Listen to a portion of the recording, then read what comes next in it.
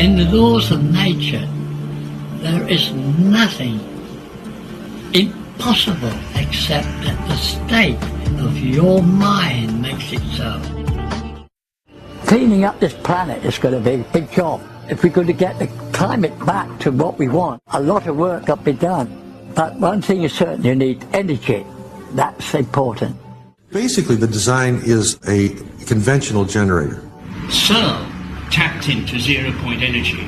The only person that I know of who has ever succeeded in making a Searle effect generator is John Searle. The electron flow is accelerated to an extremely high rate, and it creates a vacuum around the device. And in that vacuum, you develop numbing cold. And numbing cold, as we know today, is a function of superconductivity. It also is a function of gravitational force. For over 60 years, John Searle has tried to give to the world a new kind of energy system, one that would free mankind from the burdens of oil and fossil fuels. From his dreams as a child in pre-World War II England came an understanding of mathematics and magnetic forces that would change his life. From a childhood game of hopscotch came a new understanding of magic squares, a mathematical principle that is 5,000 years old. He could think laterally and not be bound by conventional rules taught through conventional methods that may have an adverse effect on the human mind. John Searle is known all over the world as the inventor of the Searle effect generator, a magnetic device consisting of one or more rings, also called plates, and a number of cylindrical rollers that, when in motion, generate electricity. The generator is a magnetic device that is totally magnetic. It is its own prime mover. It will self-start and continue to run, and as far as we know, we can say never stop. The Searle effect is an effect based on magnetic fields that generate the continual motion of magnetized rollers around magnetized rings, producing electric energy. The generator runs in harmony with nature. The law of the squares is harmony with nature. But the Searle effect is a great deal more than a simple generator. In our polluted and energy-starved world, it is the hope of all mankind that we find the solutions that lead us to both prosperity and harmony with nature. Is it possible to maintain mankind's industrial output and at the same time reduce the pollutants that are slowly killing planet Earth? Is there a way to increase the productivity of the human species as we rid ourselves of the poisons and recover the waters of this world?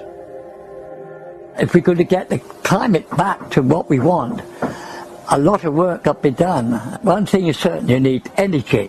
That's important, and it must be cheap as possible. Preferable, no pollution. No noise, no heat, no vibration, no pollution. The Searle effect generator. The perfect machine? As you build this, when you find out that it runs without friction, it runs without a governor, it will accept any load and meet it. It will dive down in temperature at one point if you build it correctly and actually levitate and actually lift off the Earth, developing its own gravitational field. When you see all these things and you realize that this is a perfect machine. It is an entity. It's the closest thing to a living thing that man can make.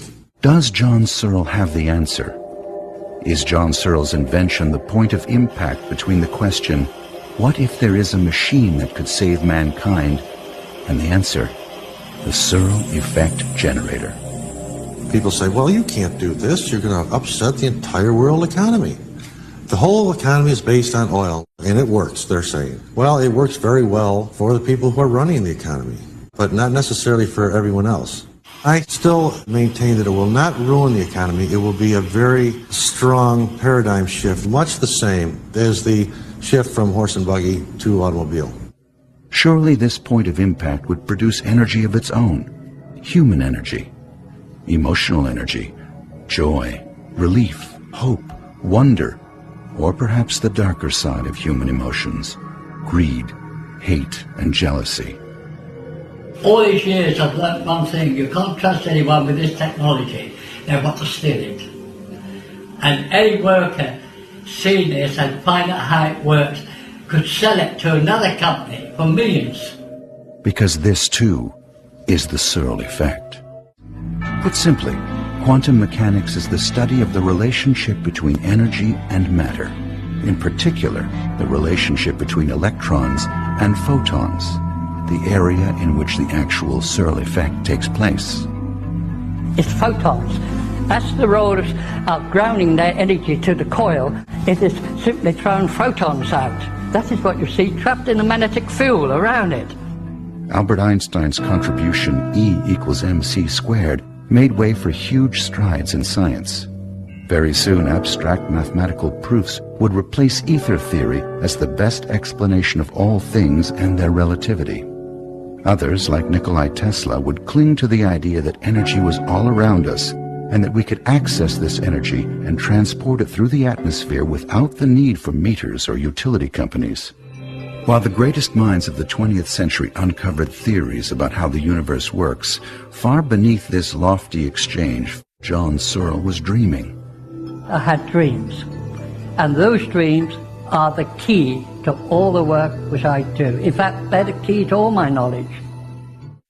The Searle effect is developed from the law of the squares, and it is from these squares that John Searle developed his generator and flying discs. But it didn't stop there.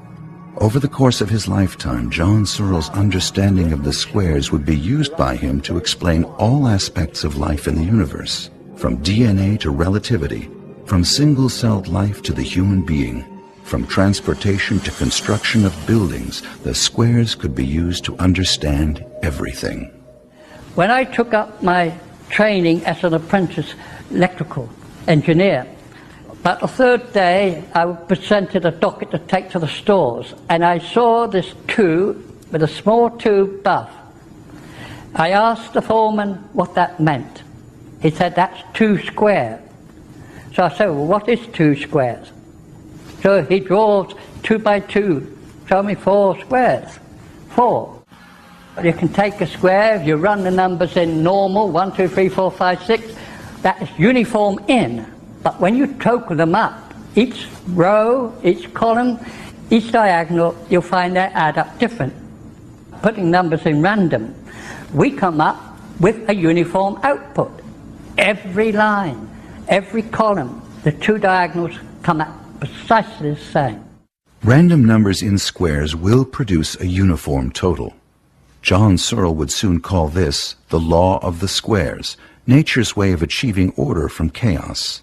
This led to Searle's revelation. From those numbers, John Searle had the exact amount of each ingredient in the rollers and rings of his generator. Now, every 1 square represents a quantity of a material, and that's very important. This is precisely how I developed the SEG. So I copy nature in every way.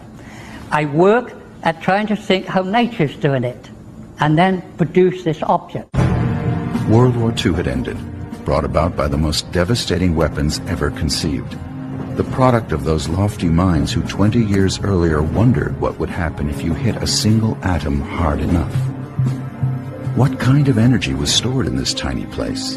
The answer, they thought, is the source of all energy in the universe. The practical answer was bang. In fact, the biggest bang mankind could ever devise. Einstein opened the door a bit further. Like most people, they come up with a wonderful formula. Einstein did. And then he stops at that and says, there's no way you can get this massive energy out of an atom. The cost would be too high, it's not worth it. Then you see you get another person comes along and thinks about this, oh no, just pump it with a proton or a neutron. Some of the vocabulary, words like volts, ohms, amps, and watts. By 1946, John Searle had a different idea. How could this energy be tapped without smashing the atom into bits? His idea was a completely new generator design. We didn't call them Searle effect generators then, but we were just trying to produce a generator to run the house lights on. because I felt that the big generators at the power stations were a waste of money, would present to us vast pollution problems in the future. So the whole idea was to get something to produce electricity. Basically, the design is a conventional generator as far as how it looks. You've got a magnet passing by a coil, and all generators of electricity are based on magnetics and coils. You can pass a coil by a magnet or a magnet by a coil, but that gives you your deflection in the electron flow and the force in one direction. I already knew most of the fundamentals. What I was doing here was trying to get rid of the petrol engine or other devices to turn the generator. That was the objective. The two key issues are electrons and magnetic fields. John Searle understood the basic principles for generating electricity. He knew electricity was made up of electrons traveling down the wires into our homes. To generate, you've got to have electrons for motion, great motion. That's why you go to the rare earth. The primary component is a rare earth. Although it can be any of the rare earths, the component that we use is neodymium. That's element number 60 on the periodic chart. And that unit puts out an excess of electrons for some reason, and it will also replenish them very easily. Rare earth is the greatest weight of the whole materials that you're using. That has got to hold the mass of electrons. John Searle's idea was to find a way to ease those spare electrons out of the structure and use them. Instead of smashing the atom into bits, why not tap this vast electron reservoir by using magnetic fields, same as any generator of that time? So I say to myself, if you can release all the energy with a simple particle, surely we could ease it out gently by tunneling it in and giving it something to run up. So if we put a straight line, magnetic line, through, and the electron spins around, all this energy is spinning around and come out, we'll get a constant flow. Tunneling into the atom using a specific magnetic field will cause the electrons to move in one direction, and they can be collected and used. With production of electricity, you have two choices. You either rotate the magnetic field, or you rotate the conductors. In our case, we rotate the magnetic flux. So as the roller rotates, it's also rotating around the base plate. To make his generator work, John Searle had to overcome many problems. Most of these occurred with the shape and design of his magnets and in the behavior of their magnetic fields. How can you make a round magnet orbit another round magnet without stopping or flying off? He studied the behavior of a bar magnet and a round magnet.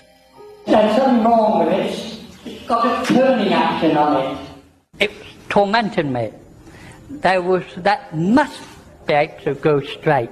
I placed on and it kept straight. And not only did it keep straight, it freely moved up and down. What happens if you make a ring? He knew magnetic fields could be impressed or printed on certain materials using a magnetizer, a device common to shops and factories that use magnets. The question that baffles scientists is why, when 3 was on, they just run round and round. The picture here was there was 2 states involved here, and of course there is. The 2 states referred to the 2 magnetic fields printed at right angles to each other. Both the roller and the plate had independent magnetic fields, one vertical and the other radial from the center to the rim. Clearly, the magnetic field was completely different to the magnetic fields we knew of. For some reason, why they were different, at the time I had no idea. The intersection of these 2 fields produces a wave that carries the roller around the ring, although this wave was unknown at the time the phenomenon was present. So we got fields at right angles. That's why the whole thing moves. If you haven't got 2 fields, it won't move.